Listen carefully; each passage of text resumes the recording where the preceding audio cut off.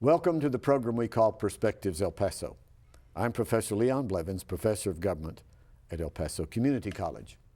I want to open the program today with a little bit of history in my teaching and studying career. Between 1965 and 1967, I was teaching and studying on my master's degree at Texas Western College, which is now UT El Paso. For a while I was team teaching with the best known political science professor there, Dr. Melvin Strauss, a very active member of the Democratic Party. On one occasion, he introduced me to the guest today. My guest is the former state representative, Paul Moreno of El Paso. Paul, welcome to this program.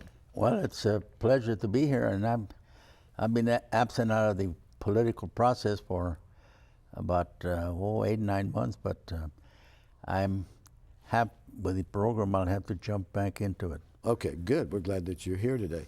I want to find out first a little bit about Paul Moreno, the man. You were born in El Paso? Well, I hate to say this publicly, but I'm not a Texan. I was born in New Mexico, but I was born there in a trip that my mother and my dad went there because my dad used to work in Alamogordo. Well, you got back over here to live as soon as possible. Oh, yeah. I was just there now. But so in politics, if you're not a Texan, or used to be, if you weren't a Texan, my God, that was bad thing for you. Oh, my. So I taught 1 year in New Mexico and 1 year in California, but we made sure that all 3 of our children were born in Texas. I can assure you that. Okay, so you were born here. Did you ever think about becoming a lawyer when you were young? You eventually... Oh, yeah. I always did.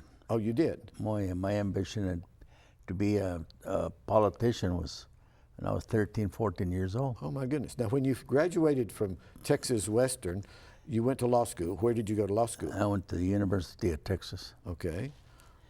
And it was a tough battle, but because in those days, Mexican Americans were very few in the university system, law school, and it was tough to get in, and it was tough to get out.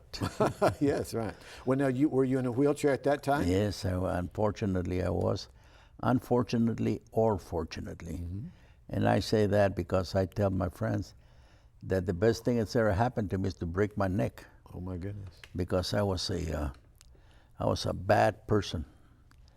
I was a Marine recruiter, and I had this kill attitude. And when I broke my neck, I realized that I was human. I realized what I had lost, and my humanity came more visible, not only in my mind, but in my being. I've heard this from other paraplegics, some of my students, similar kind of situation. Yes, exactly. That happens. Now, I remember UTEP with all of those hills that you had to maneuver in your Everything. wheelchair. There was nothing. And at Texas Western, then there wasn't a single bathroom that I could get into. Oh, my goodness. And all of the classrooms were upstairs, and it was a terrible ordeal, but it was part of life, and I just got used to it. Well, there were times that I was teaching there and other places that we would actually carry people in wheelchairs up to the classrooms to get into the classrooms. It's a different age now, isn't it? Oh, yeah, different. Okay, so you became a lawyer then, came back. You came back to El Paso to practice law. Yes. Did you have a law partner? Yes, I started out, when I started, of course, I started by myself. And later on in the process, I got David Briones, who is our federal judge now. Right. And he started working for me. He was my pusher because he was waiting to be drafted. And he was in El Paso, and so he started pushing me around, and then he got drafted into the Army. And when he came back, he started working for me again, and I got elected. And then he got the bug and went on to law school, and he's a judge now. He's a senior judge now. Right. Now, I remember being in your office a number of occasions, and you had a law partner, George McCalman. George McCalman, a great man. Was he one of your mentors? Great man, yes. Great. One of the most humane persons that I've met. Very humane, not only with his deeds, his money that he had. Right. He would always help the causes that needed to be helped. And George McCalman, was the people, the Anglo people here in El Paso, that really, really cared for us.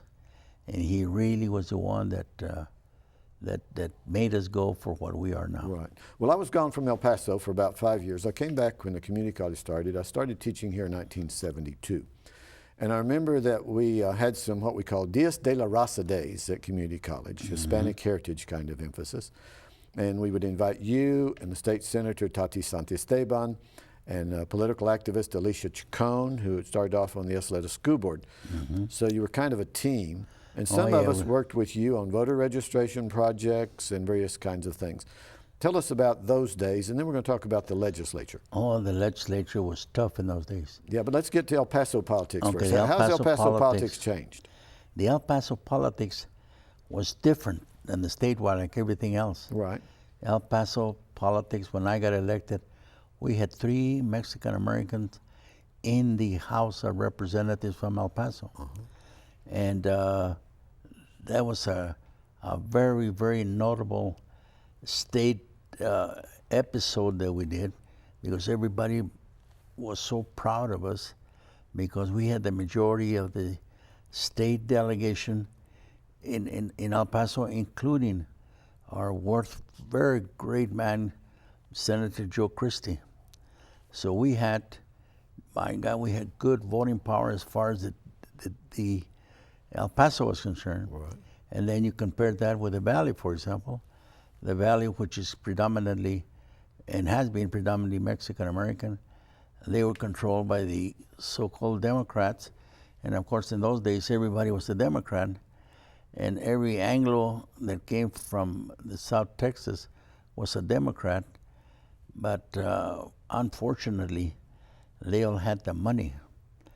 And being that South Texas was so poor, that South Texas had no representation at all, because the Anglos that represented the South Texas were extremely conservative. So they used the Mexican Americans to get them elected, but they didn't do much for the Mexican Americans? That's right. That's right, man. And it was a terrible ordeal. So in El Paso, we were the people that pushed, because we had the backing here in El Paso. When El Paso at that time, they were powerful because of the labor unions. El Paso's biggest political power in those days was the labor union, the steel workers. Right. The steel workers was in a great organization that helped us be elected. And and our state senator, Joe Christie. Now, Joe Christie introduced the bill to create this community college. How did you feel about the community college back then? Well, to be honest with you, at first I was against the creation of the community college, and I was there at the inception. And I was against the community college because I thought that the community college was going to be something, it was going to be detrimental to the Texas Western. Your alma mater. Yes, it was going to be detrimental.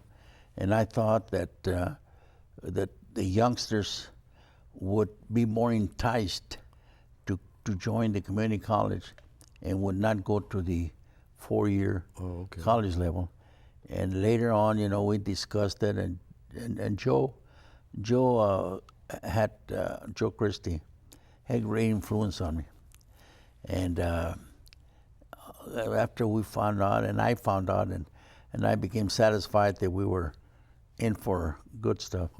Well, we passed it. So we changed your mind about community college. Oh yeah, oh yeah. That was it's the best thing that we've done. Oh, that's great. Because what we see right there, this facility, for example, you have better facilities than the private TV stations, as far as I'm concerned. And we give you more airtime. You go there, they give you 3 or 6 minutes. Here, we give you like 28. That's right, and then we don't have to be bought. We don't have to be bought to come here. And you're not campaigning now. You're not trying to win any votes. No.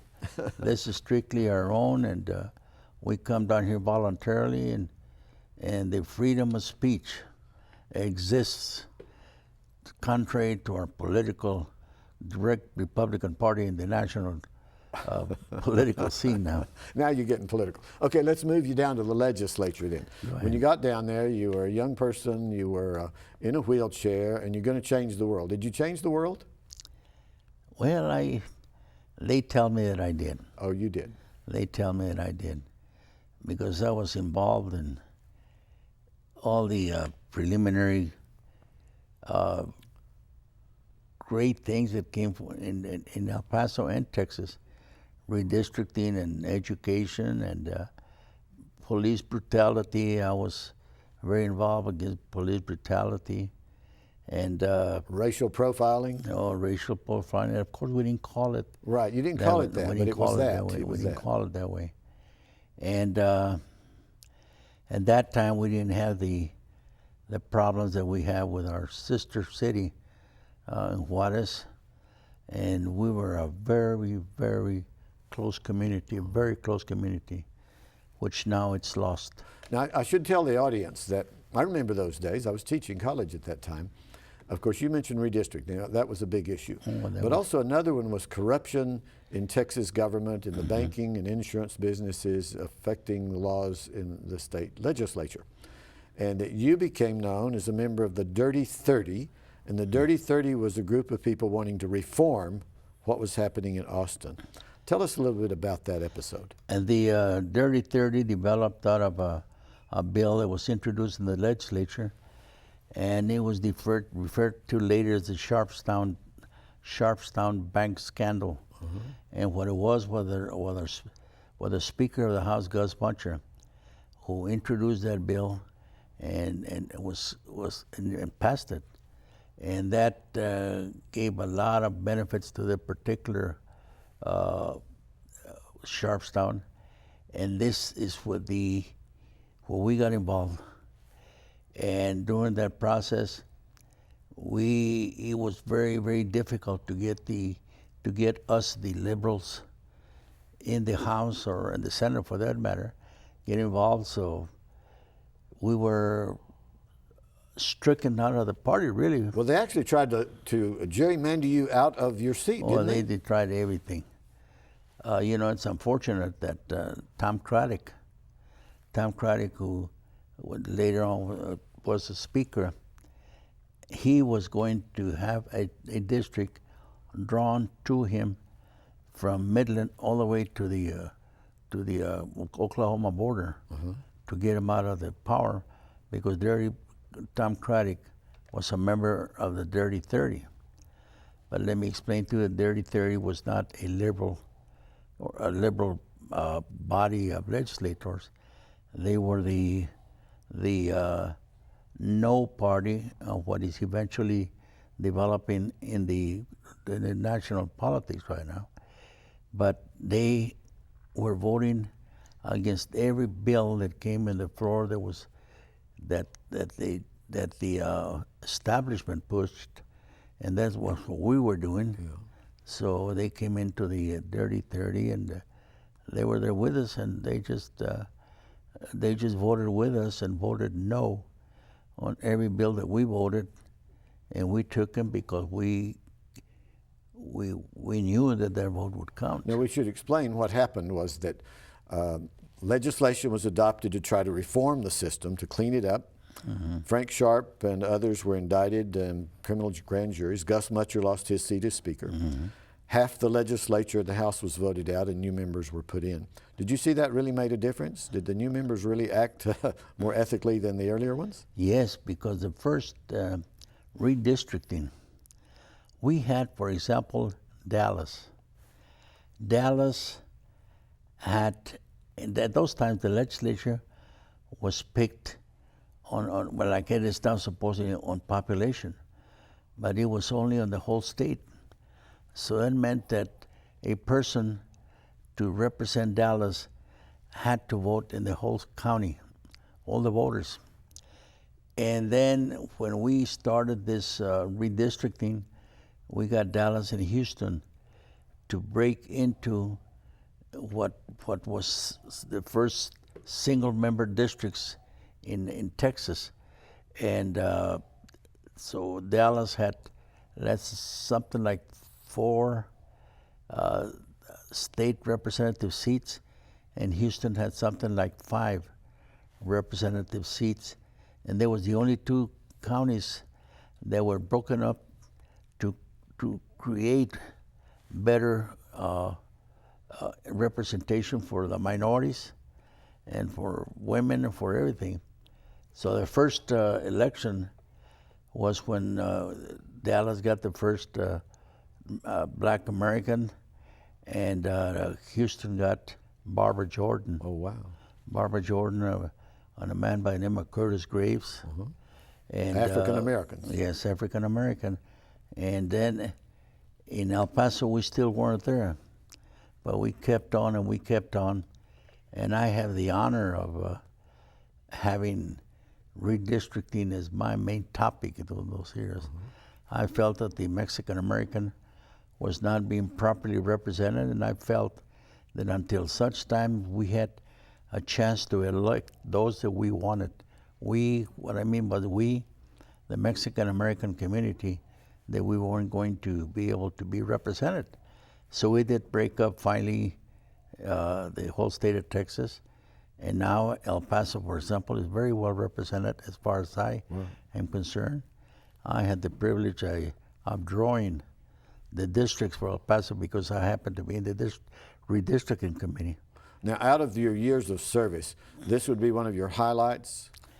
I think so. Name some others. What other things did you work on or sponsored or co-sponsored that you think helped make Texas a better place? I think the best one, the other one is the anti-police brutality. Okay. Police brutality was very, very common here in Texas, very common. People will, the police would bust into your home and would really shoot up people because they were suspected of having drugs. There was a family here that lived in Dallas, and the police went in and just, they didn't open the door because they were afraid, and they busted in and started shooting, and they shot the mother, the father, and a little girl who was shot by the police department, and then found out that they had the wrong apartment. So what legislation was adopted to stop that? Well, we couldn't pass any delegation, but what we did, we got people to think about that, and for the police departments to think about it, and the police departments on their own. Oh, okay. For example, El Paso started trying to tell the police officers about the different circumstances that we in the Mexican American community had. Better training, sending in more Hispanics into those neighborhoods? Understanding, and the fact that we did have rights and things of that nature. That was really what developed out of that. And later on, you know, the bills came through, but that was really done because of the Supreme Court of the United States that, you know, held these bills unconstitutional. But that was very, very important era as far as I was concerned. As I recall, some other fundamental changes, and I went to some meetings with you and others on some of these, was shortening the period of time that you could register before you voted in an election you wanted to vote Oh my God, that it used to be a long period before you could get registered. That registration was, well, we had a poll tax in those times. Yes, poll tax. A poll tax, and people don't realize how serious the poll tax was in those times. The poll tax in those days cost $1.75, and people would buy them in bars, okay? And these vendidos, these people that sold themselves to the elite here in El Paso, for example, they would be giving books and they would go into the bars and then just spread them out or buy them or whatever. So the conservative, basically Anglo community had all the power because they had the poll taxes. And when we declared that bill unconstitutional, the Congress did, the Supreme Court did, that's when there was the greatest victory as we had. The declaration by the Supreme Court of the United States that the poll tax was an illegal way of determining who could vote. Now that doesn't sound like a big fee, but people in South El a Paso dollar did not make much money. $1.75 in those days. Where you take where the minimum wage was, well, there was no minimum wage. Yeah. No minimum wage. You take a person that those days, something like $1 an hour. Right. And you take a person that would take something like $25, $30 a week home. $1.75 was a heck of a lot of money. Right. So that changed. So what about the bilingual ballot? Oh, the bilingual ballot, Joe. Senator Ralph Yarbrough, a very, very great U.S. senator. He was our pope. Pope. Okay. Because he passed some good bills, bilingual and you name it, he did it. But the fact that Spanish could be used somewhat, but then in Texas we sort of diluted those, and because the power in El Paso was with the conservatives, and it was just magnificent what Ralph Yarbrough did, and the bills that he passed. A lot of them were diluted when they came to El Paso because of the Texas legislature would not, not that they would not follow the Supreme Court. Right.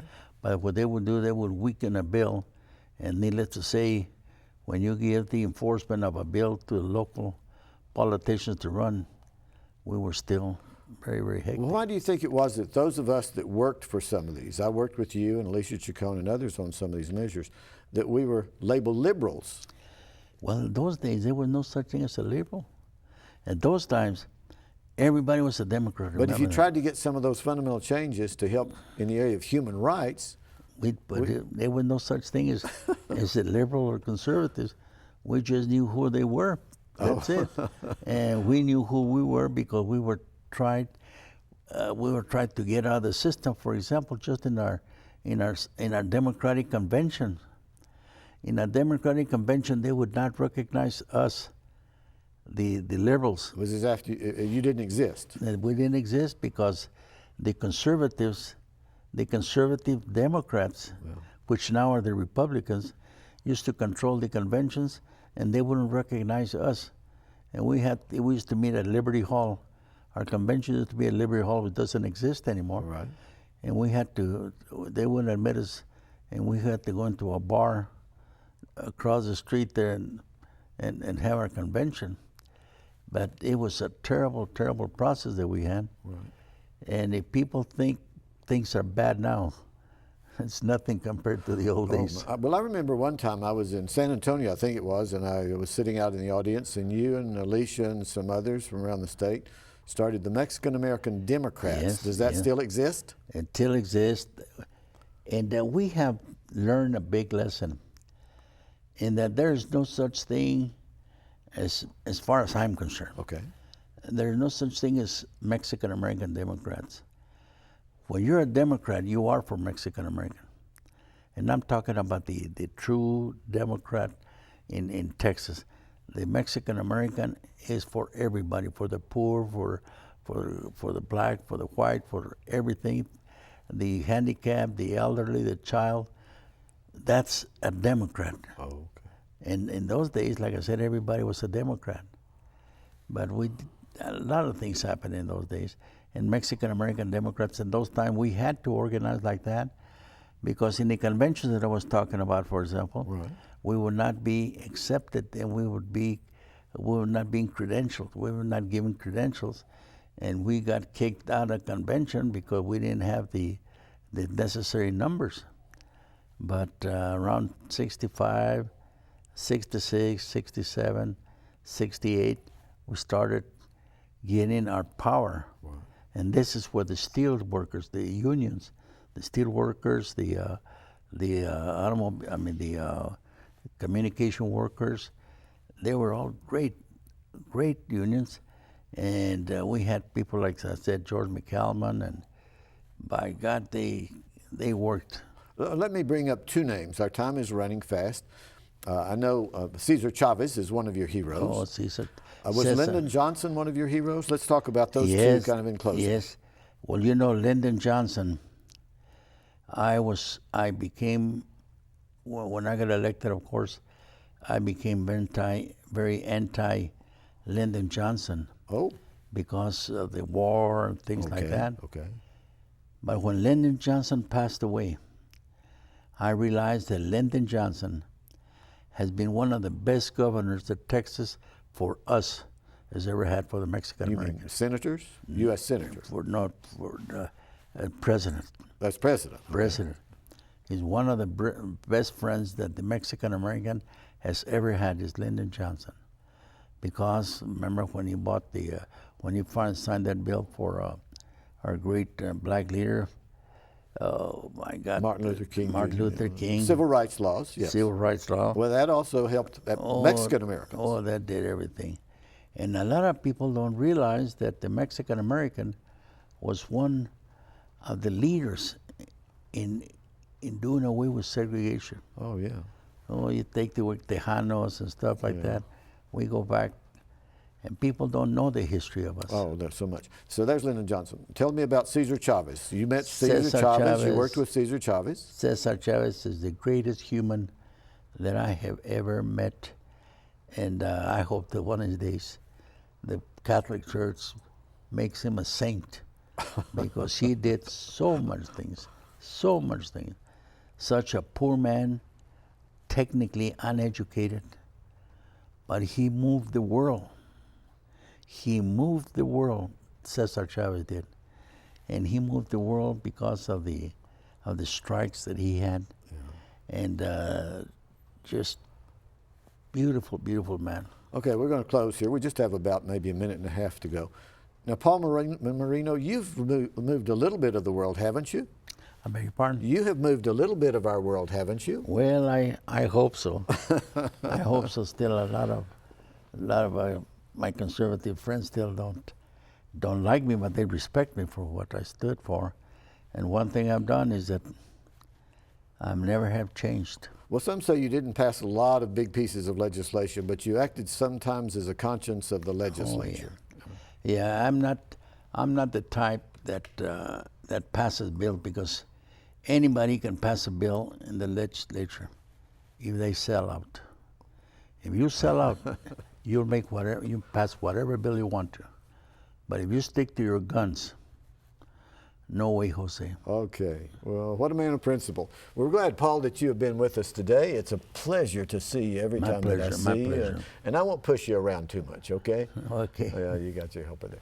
So thanks for tuning in and watching this segment of Perspectives El Paso. Another one of those persons who has made a difference in the life of El Paso, Texas, the state of Texas, and yes, perhaps even the United States of America.